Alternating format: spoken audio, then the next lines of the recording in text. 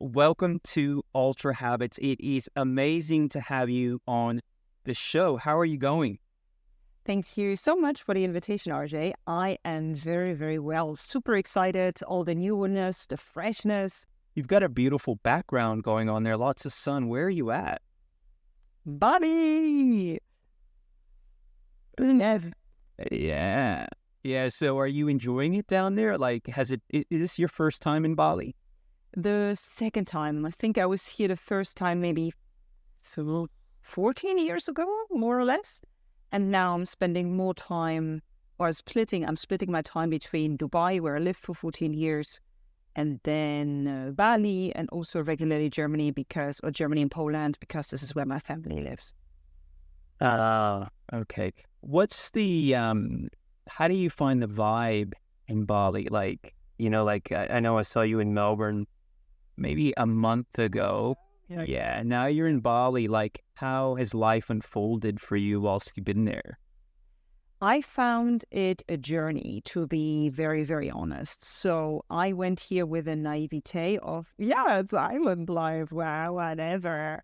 And then I understood what that actually meant. Well, if we think about polarity, island life or islands tendency-wise are more feminine energy. That means there is a lot of going with the flow. It requires a lot of flexibility. Some people might talk about chaos. You have to learn or adapt to react or to be more adaptive, flexible, however, in the way how you live your life, in the way how you work and everything. Otherwise, you're going to go insane here, if I want to put it that way. So I was reminded how stuck I was in certain aspects of my life, in the sense that I want things to be that way and things have to be that way and this is the right structure, this is the right order. And if it's not exactly how I want it to be, then I'm going to go turn angry and just, I don't know, get or live and breathe in that energy for the rest of the day. So who am I penalizing? Myself. So I definitely say that Bali is a little bit like an invisible therapist, still showing me aspects of micromanagement or expectations that might not be healthy. Have you seen that rom-com with George Clooney? And my wife had me watch it with Julia.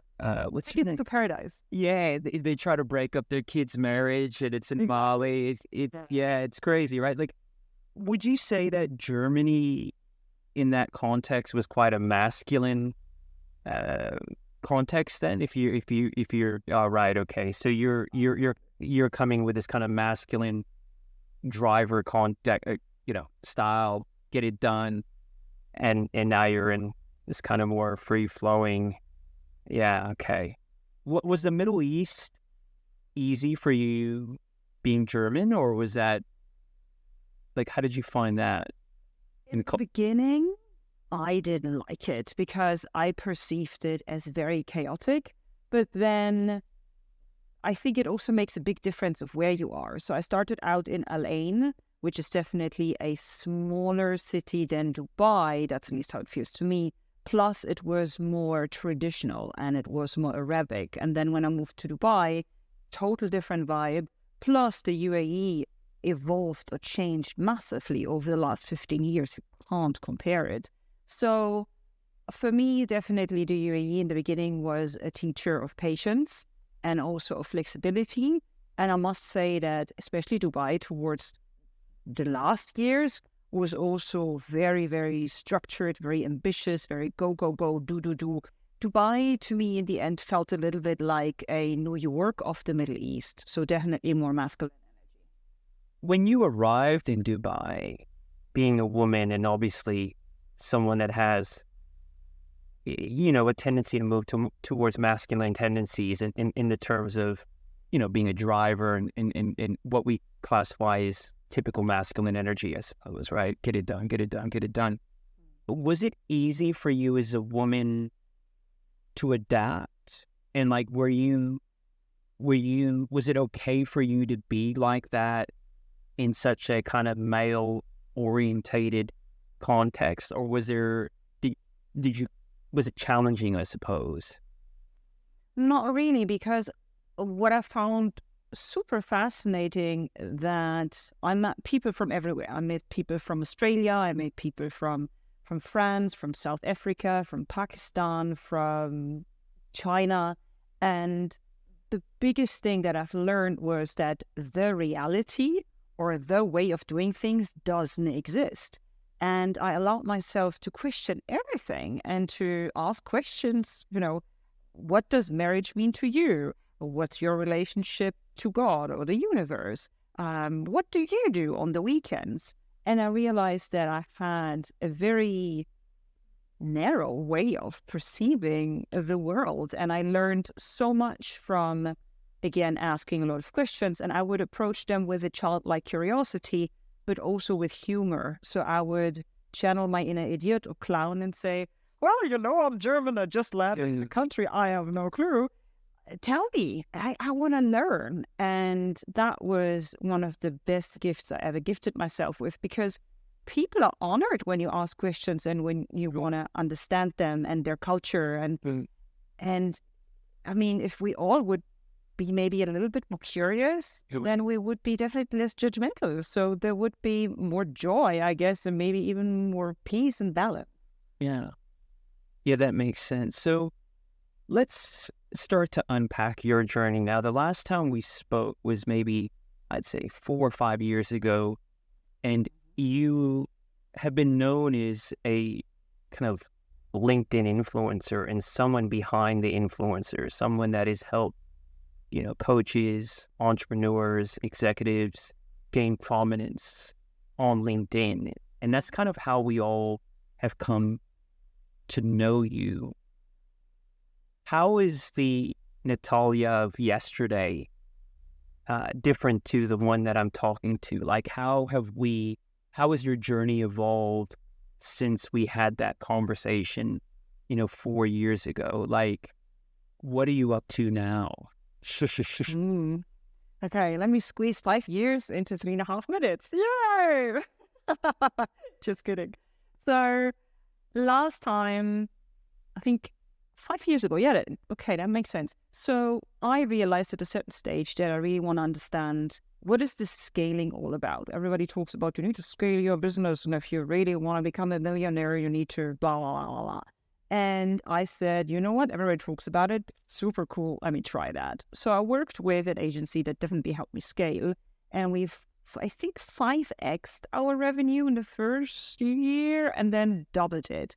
So then, to cut a long story short, 2000 and, end of 2021, I had a look at my business and my life and everything, and I asked myself, okay, what is it that you want to achieve next year? Revenue-wise, there was like, okay, you want to double it again? You want to triple it again? To be very honest, I didn't feel any kind of excitement. So I realized, well, maybe it's nothing related to the business. And I asked myself, so what is it that you want to do? Obviously, you're not really happy. What is it?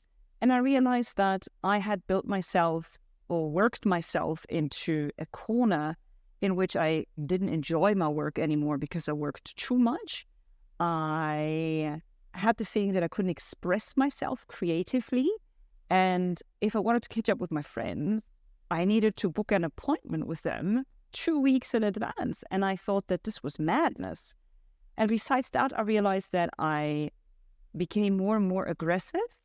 And I wanted to cry based on the smallest things. Just something would happen. And I was like, don't cry, because I didn't allow myself to cry. Because I didn't have the emotional tools to process emotions, dark emotions like sadness, grief, rage, whatever. So just suppressed that until I woke up one morning and I realized, wow, I severely want to hurt somebody. And I realized, that's not healthy. So maybe let's take a break. So I took a break, went on a sabbatical, and during that sabbatical, I asked myself, I had 3 major goals, and it was all about arriving at my true self, understanding what authentic femininity means to me, and liberating myself from everything that was not really mine. Like, what were habits, concepts, beliefs, emotions that I have soaked up that don't belong to me? And if I let go of that and allow myself to be creative again, what will happen? Who is the person that I will become? And here I am right now, and I realize that my real job or profession is to help people arrive at their core or at their center. So by now I see myself as an inner truths guide or as an authenticity assembler, if you want to call it that way. Does that work support your path around helping people do the inner work as a guide? Does that support your work on LinkedIn, or is that completely a different path? Like, are you using this depth to support your clients in a more meaningful way in the context of them still leveraging LinkedIn as a tool, or is it completely a new direction for you? It's completely a new direction, although I must say, when somebody approaches me and say, hey, my LinkedIn doesn't work, can you help me? Then I say, well, are you willing to figure out what the root cause of that is? Or do you just want to work with somebody who tells you about hashtags and the algorithm? Because if it's about hashtags and the algorithm or how to set up a tripod, with all my respect, I just don't do that anymore, because that's not satisfying for my soul. I will be sitting there and this will drain my energy, because I'll be thinking, I just know. With all my respect, that's just not satisfying. That level of riddle solving doesn't turn me on anymore. I personally find it too shallow. So if you're interested in figuring out what the root cause is, if you're willing to go with me into the darkness and I'll guide you towards the light, and that will have an amazing impact on your LinkedIn, sure. If not, well, I know somebody who's really good at that, and I sent it to somebody else. The reason I'm asking this question is, I use social media a lot. I produce. I don't consume.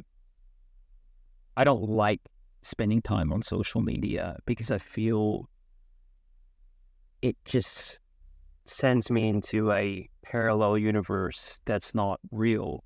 But here's the thing. I think a lot of people feel like me. And I think that one of your gifts is your ability to navigate a powerful tool like LinkedIn.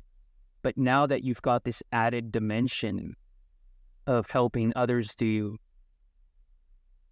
the deeper work, I think that there's more depth and opportunity to add value to your clients. Meaning, if someone were to say to me, I could help you amplify your message by helping you clarify your authentic self in the way of how you show that and do less of it, that's a powerful message. But again, it's like, does Natalia still want to dance with that devil? And can you manage that devil, I suppose, which is some of the things that you might have wanted to walk away from. If I were to ask you what elements of that work or the work that you were doing previously made you unhappy? I was frustrated that people would have to use so much energy and money and struggle so hard because their foundations weren't there.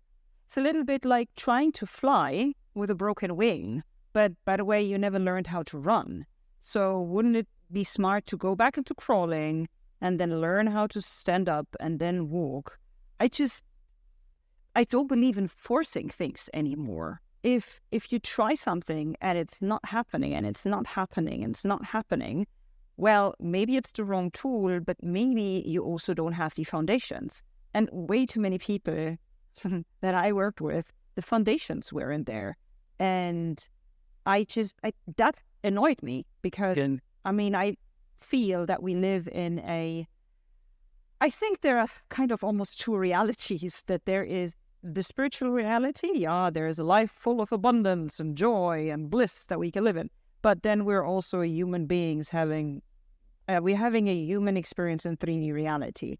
So in this 3D reality, energy and time and money and resources is just not abundant. So there is a restriction. We have just 24 hours in a day.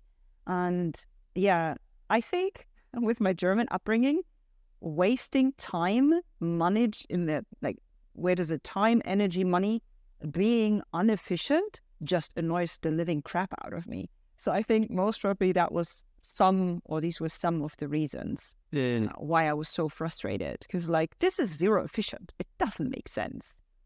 So there you go. But what caused you to get to a point where you felt like you wanted to kill someone? And whether you literally, you mean that literally, but yeah. I mean, to wake up, and I think we all have those moments, I've had those moments as well, where you kind of realize that you have hit a rock bottom. Maybe that wasn't actually even from your work, maybe it was a personal rock bottom, but what took you to that point upon reflection where you're like, something's got to change? I was not honest with myself. And I was lying to myself and I was betraying myself. I literally suppressed all of my emotions since I can think, most probably, and intellectualized everything. There was no space for feeling something. And I do believe that feelings or our emotions are messengers. They show us something. And I was like, just stupid emotions, whatever. So there was definitely too much mind, too little heart, and there was too little proper joy. The stuff that would really be fun for me, just being creative for the sheer, just for being creative for the sake of creativity. I didn't allow myself that. Whatever I had to do, it needed to have a reason. Everything needed to be everything needed to contribute to my growth or to my business. But there was not enough, just slow the F down and go with the flow and be curious and just doing things without an end goal in mind. There was definitely not enough. How did this manifest in your relationships with people in a negative way? In a negative way that I was not able to reach a certain level of intimacy or a certain level of connectedness with my friends. We would talk a lot about business. We would talk a lot about growth. We would talk a lot about the next steps and about ideas, whatever, but we would never talk about the soul. We would never talk about how do you really feel.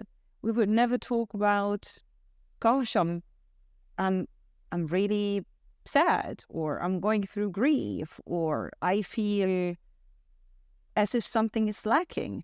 We would never have these conversations because I wasn't talking about it and I just couldn't relate. My answer would be, I don't know, go and do some burpees, level the fuck up, through it, part of the experience. So there was no grace. There was not much patience. There was a certain patience, but there was no loving patience. It was just not very warm and feminine and welcoming and nourishing. It was good enough, but it was not satisfying on the soul level, if I want to put it that way. It's an interesting one. Over the years, I've kind of been in the spiritual marketplace for a very long time, and not saying shopping here and there, but what I mean by that is I've always been very curious and open to different styles. And I would say that over the years, I moved from what would have been kind of a softer, gentler form of spirituality to more performance orientation.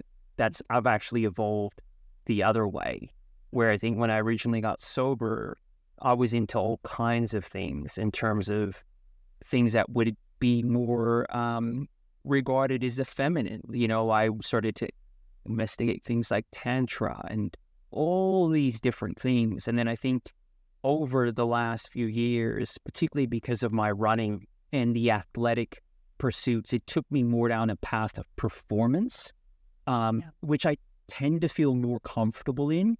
Mm-hmm. But I hit a wall about a year ago through just compounded external pressure. And it impacted my relationship with my wife.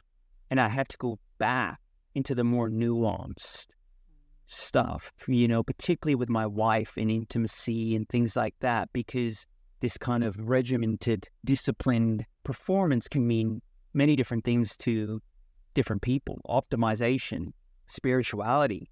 And I think having the kind of skill to understand and flexibility, what's required at the time. And I relate to what you're saying. I really understand what you mean, because sometimes, when you're achieving results, it could be very easy to tell ourselves that we're performance driven or that we're performing well, but are we really performing well? Or are the outcomes seemingly good and we're still inflexible or not agile or emotionally unstable?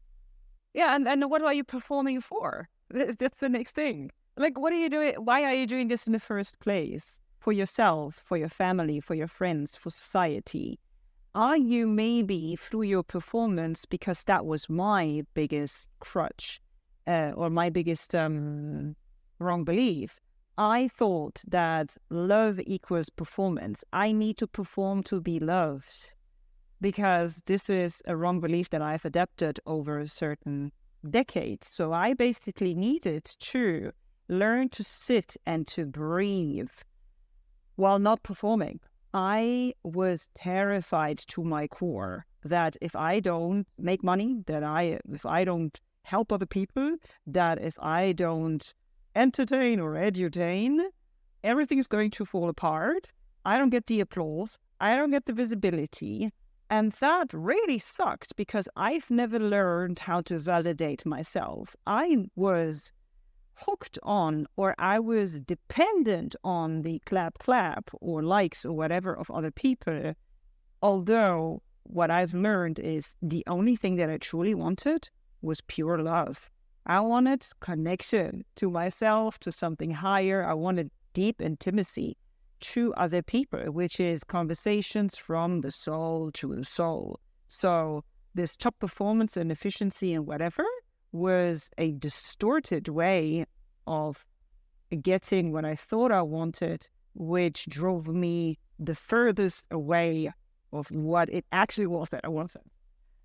So let me ask you this question, because I think for you particularly, previously living in the world of social media and getting the attention that you get on social media, like, we can quite easily start to feel like we're really loved, right, through social media. And so, like, how did that, like, did you find that your identity started to become entwined with your persona on social media, and you were deriving happiness and sadness and up and down, and in terms of, like, how did that impact your state?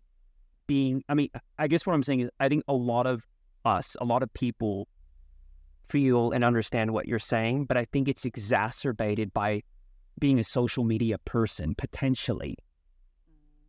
Yeah. Like, can you unpack that? I definitely was not thinking, acting, feeling in a more nuanced way. It was just a mess. And I definitely allowed social to have an impact, or to use social as a mirror to reflect back of how successful I was. And that would mean that if I wouldn't get enough feedback on my content, or if I wouldn't close enough clients that I would have primarily get through social, I would be like, is what I'm teaching actually really accurate? If it's not working for me, will it work for my clients? So there was way too much weird thinking about that. Instead of just posting, giving your best, it works fantastic, it doesn't work, can you change it? What are other ways you can generate clients, get leads, whatever? I definitely feel that I was hooked on cheap dopamine, because that's what social media does. It's like, so many likes, so many comments and messages. I think it was Gary Vaynerchuk who said something that almost felt like a Buddhist teaching or wisdom to me, in the sense that don't allow any positive feedback to get to your head, but also don't allow any negative feedback to get up into your, mind or whatever. So in the end, I think the art of being happy and successful, and I mean successful in the physical realm, but also when it comes to your heart, or some people would say with the soul or whatever, is not getting attached to the yay, but also not allowing the, oh my God, I suck, to drag you down. So you are you, based on really doing the inner work, on knowing yourself, valuing yourself, integrating all of your shadows, living with this whole huge bouquet of who you are, like all of these aspects or archetypes or whatever, and knowing that, valuing that, building strength and character and softness through this journey of life, and being a little like a baboo, you're here, and then when there's some wind, okay, you move. Well, so what? It's like, don't, again, allow any overly positive or negative feedback to get into your head or to tell you who you are. You're so much more than all of that. So you have this moment of, let's call it a rock bottom or an epiphany, that you want to be and operate in a different way. And you start to face into the darkness. What does that darkness look like for you? For me, the darkness was about, I was sincerely afraid that certain dark emotions like grief, sadness, betrayal, hate, rage, that they were so huge that they would be out of existence. I was sure that if I fully feel that and go to the edge of that emotion, that my body, like 3D reality, is not capable of handling that, because it's just too dark. Intellectually, I knew it was crap or bullshit. But because I've never felt that or consciously felt that, because I didn't have the emotional maturity or the tools to regulate my nervous system, I was terrified. And I was like, dipping my toe, nah, maybe tomorrow I'll dip my toe, whatever. So I worked with like shamans, I worked with therapists, I worked with healers. I accumulated all of these tools, and every day stretch this muscle a little bit more. Like when you go to you can't lift so many weights, well, don't start with 100 kilo, but start with as many as you can. And next day you add a kilo, and then another day a kilo, until eventually I felt I was ready, and the container or the space was good enough. I felt safe, and then I really went into that feeling. And the best way how to put it into words is that I literally dissolved in that pain, but I came back. And yes, a part of me died. A part of me has to die to evolve to that next version of myself.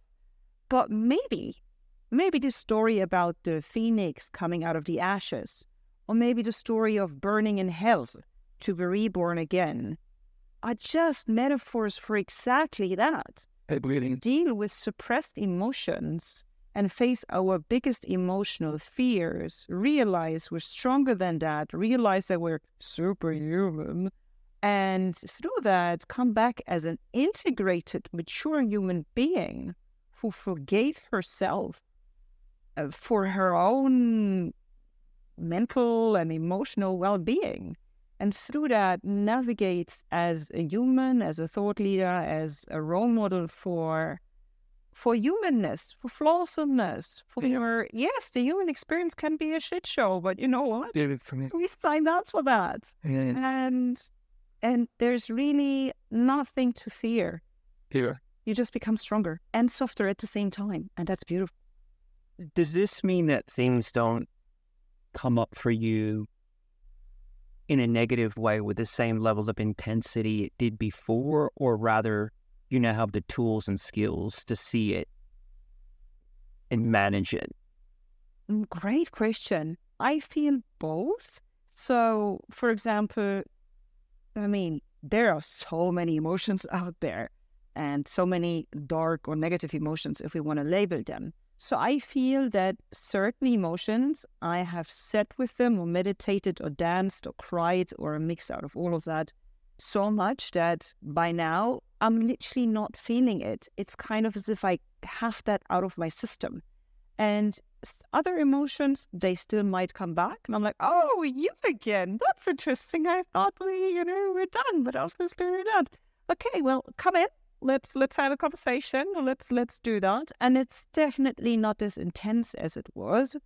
And I, again, as you said, I have the tools right now. So even if something new comes up that I have not felt through, I know that I'm going to deal with it. I know how to deal with it. And if I am still too scared, then I'll ask a friend or ask a mentor and say, listen, I never sat with X, and the part of me is just scared. Can you be there and just hold my hand or just hold my foot or something? Then I know that I'm going to go through this. And you won't believe how helpful people are and how much more they're going to respect you and how much deeper the relationship will be once you have been through that together. Plus, you give them permission or you inspire them to do the same work. Well, and this is when the magic of the ripple effect actually starts. And we're going to unpack some of that work and some of the cool and weird and wonderful and out there things that you've done that you really feel have helped you. But I want to talk about authenticity and particularly about, kind of stepping into your femininity. What does that actually mean to you? Because femininity, masculinity, even being a feminist can mean different things to different women. And I'm keen to understand, to you, what did that actually mean in terms of stepping into your femininity and embracing that? I, last year, started the whole journey with the question, what kind of woman do I want to be? And I was like, I don't know. All of my role models are male. All of my mentors for my whole life almost have been male. I don't relate to women. And then I was like, oh, why? And then I'm like, okay, let me create a list about all the things that I think about women. And I was embarrassed, RJ. I was embarrassed of my own writing and what I was saying. I've mentioned it in my book, and I swear to you, I deleted that passage, I think, 10 times, and then I copy and pasted it back because I was like, what if people will use that against me? Oh, I'm so embarrassed about that. I'm like, no. We get that out there to show people the level of ignorance and stupidity while I have forgiven myself. So, in my past life, I thought, like me a year ago, I thought women are chaotic, dramatic, they lie, they manipulate, they cheat, they don't know what they want, they're way too freaking emotional, they don't have clarity in their lives, they're victims, they're floaty, they're hypersexual, they don't know when enough is enough, they consume all the time, you can't rely on them, and the list was going on. I'm like, how on earth do I want to step into my femininity if these are all of my beliefs about women? If I detest what true femininity actually is, but actually that can't be true femininity, I'm just talking about the shadow aspects of the feminine. Why do I get so triggered? Because I have not accepted all of that about myself. I'm like, mic drop. Okay, well, let's sit with all of that. So I integrated all of these aspects of myself, and I allowed myself to be too emotional, and allowed myself to not know what I want, and I allowed myself to be chaotic and all of these things. I allowed myself to be a victim. And after feeling through all of that, I'm like, women are freaking awesome. It's just, and I have so many more female friends in my life, and I allowed myself to surrender more, to control less. I allowed myself to silently wear all the things that I wanted to wear, because I've been living in the Middle East for 14 years, and of course it changed. But here in Bali, I mean, I sometimes wear a skirt or an outfit where you can see my belly. I mean, that is for me the craziest thing. I was like, oh my God, no, that's way too sexy. I'm like, yeah, always sexy. So I'm like, I didn't. Like, I recently stood in front of the mirror. I'm like, like, yummy, or she yummy. I'm like, she is sexy. I'm like, I'm in my late 30s and I own my sexiness. That's weird. But it's exciting. So I allow myself to screw up over and over again to figure out what true femininity means to me. And then, having these huge accessories, for example. I always judged women with like feather earrings. I was like, oh my God, they're such hippies. And I'm like, no. You're going to get yourself a feather earring and you're going to sit with that. You know what? I like feather earrings. So it's all of these small things and about allowing myself to test them, to experiment with them, to see where the judgment comes from, and in the process, laughing a lot, forgiving myself, asking for forgiveness, speaking to other women, and understanding that way too many years I was holding a grudge against women, and understanding that we're not in this game against each other, but we're in this game together. We're sisters. And if we have the courage to open up and say, well, what you did, it hurt. And I felt betrayed. And how can we make sure that this never happens again? That is magic. That's healing, although it might sound a little bit esoteric. But that is huge work that doesn't only help the individual, but I think also, each other on a collective level. Yeah, I mean, it's interesting because I've met many of women historically, and, I'm a member of 12 Steps, Alcoholics Anonymous, and men work with men, women work with women, and I've had many women ask me to help them, and it's kind of not part of the way we operate, because you go into sex inventory, and we feel it's better in terms of accountability and relatability for men to work with men, women to work with women. But I've had many women approach me, I don't trust women. They say it all the time, just anecdotal conversation with my wife around such complexity with women in terms of how, when I get a view from my wife on, simple pickup from school with other women, the other moms, and like there seems to be this whole universe playing out, which sometimes I don't know if it's in her head or there's a reality. And I'm thinking it seems so complicated, but does it have to be that way, and where does it come from? And maybe it was something to do with, I don't know, our pre-civilization and the nature of how communities worked. I don't know, but I've always found that really interesting, that initial comment that I hear so many times from women, I prefer to hang out with men. Yeah. Because I think in many ways, men talk shit, men gossip too, and men gossip in their own way, and men are capable of being the victims and dramatizing. I mean, masculine and feminine in many ways are more so energies than a sex, and I take that point, but I find that there is generally a simplicity with men, and maybe that's what that comment or where that comment is coming from. What's your take on that? Like, why do you feel like when you were a woman that said, I prefer to be around men, where was that coming from? That was exactly as you said, coming from an energy of, I don't trust other women, because I had so many stories of kindergarten and first grade and fourth grade and fifth grade where my best friends, which were women, really hurt me and did nasty things, and they did mean things. And at a certain stage, I looked at it, and everybody that had ever hurt me were women. So I was like, okay, obviously women suck.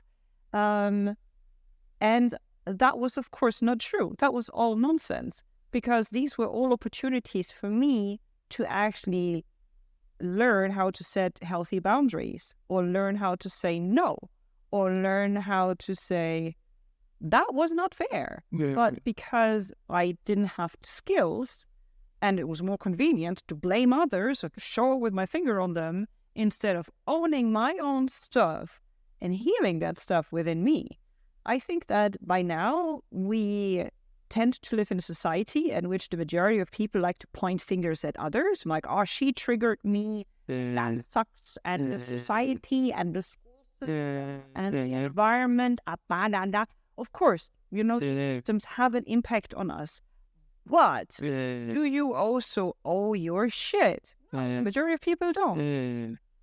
So maybe both sides working, you on your inside. If everybody would start here, then it would manifest so crazily on the outside. So really, maybe, let me put it that way. I want to invite everybody to look at everything that happens in your life as a gift, in the sense that, what is it here for to teach me? How can I flip that into magic instead of, again, being a victim or, pointing with your fingers? Because I do believe that we create our reality. How? With our beliefs. And our beliefs create our thoughts. And our thoughts create our emotions. And our emotions then create situations in which we act. And voila, we call it our life. So maybe it would make sense to regularly go and do some inner spring cleaning when it comes to our beliefs. Does that still serve me? Especially when stuff happens in your life repeatedly over and over again. And it's sort of like it's stuff that doesn't serve you. For me, this is just the universe saying, hello, human, get your stuff right. Yeah, I'm with that. I mean, it's amazing how many times a situation can happen to us, and the same situation, and we continue to think we were the victim of circumstance, and we don't see how we provoked the situation or maybe played a part in it. And that's that work can be brutal at sometimes, but it's the necessary work, isn't it?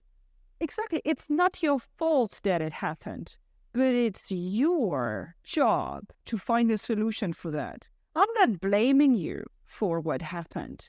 I'm just saying that as a grown-up, mature human being, we have two options. We can run away from it and showing fingers, or we can say, okay, it sucks, it hurts, it's terrible, but what are we going to do? Because if we don't solve that, it's going to happen again and again and again, because life is growth, and I do believe in a friendly universe. I do believe that the universe, or whatever you believe in, wants you to grow. It wants your very best. And it starts with a tap on the shoulder. But if you don't understand the tap, it's going to grab your shoulder. If you don't understand the grab on the shoulder, it's going to correct your head. If you don't understand that, it's going to come with a baseball bat to in your face. Out of love, not out of like, rah, out of love, because it wants you to finally freaking heal. All right. Well, we're going to start to land the plane, Natalia, but I want to ask you kind of a question that we always ask our guests around habits, but I'm going to frame it in a different way, particularly because I want to understand some of the things that you've done in your work to embrace deeper levels of authenticity, to integrate your shadows.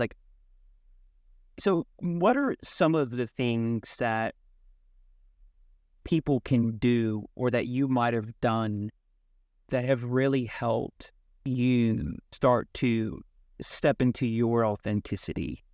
What are some of those things that you would say have worked for you in terms of practice?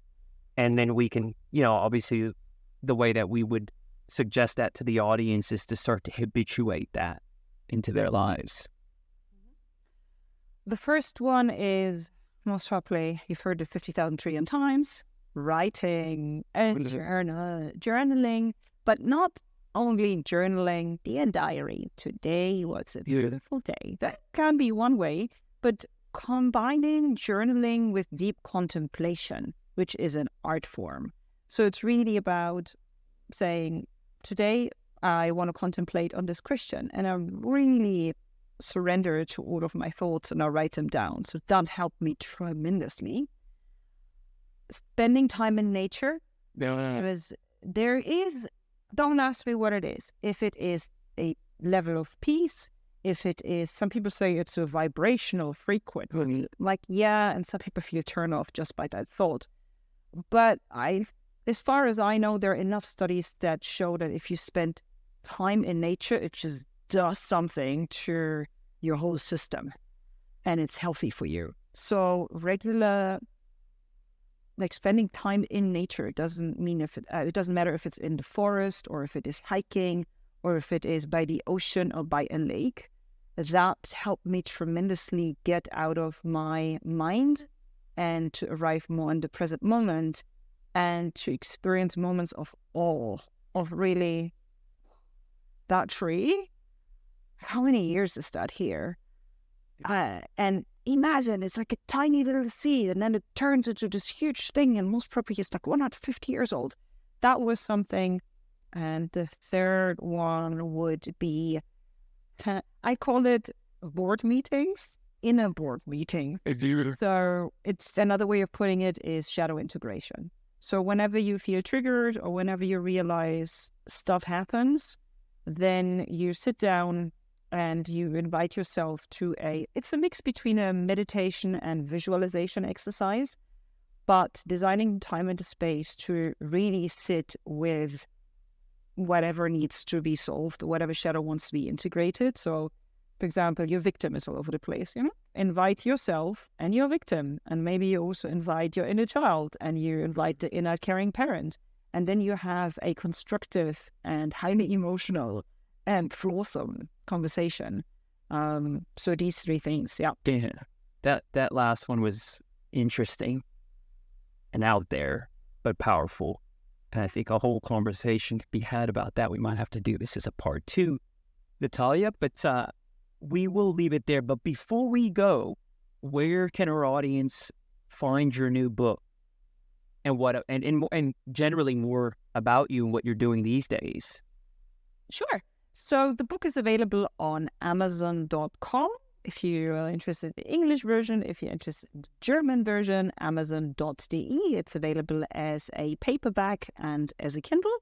And if you say, reading, not sure, that's a little bit of a commitment, then you could follow me first, either on LinkedIn or Instagram. That's where you'll find me. And if not there, then I'm literally out there somewhere in the world, being a nomad, a traveler, a storyteller, channeling my inner Dora Explorer and going out there into this world with a childlike curiosity and allowing myself to look at everything and everybody as a gift, as if I've never seen or experienced him, her, it before, and challenging myself to see the beauty and the grace and the poetry of what is in front of me and deeply feeling into the situation. And through that, getting a lot of inspiration and energy and then transform that into stories that hopefully inspire other people to look in that way at reality in the world as well. Yeah, and we will have all that information in the show notes, so all good. Anyways, Natalia, I will let you get back to your beautiful surroundings and your day. Thank you so much for joining us on the show. Oh, you're most welcome. Thank you for these beautiful, deep questions and for the platform. And yeah, let's see if people want a part 3.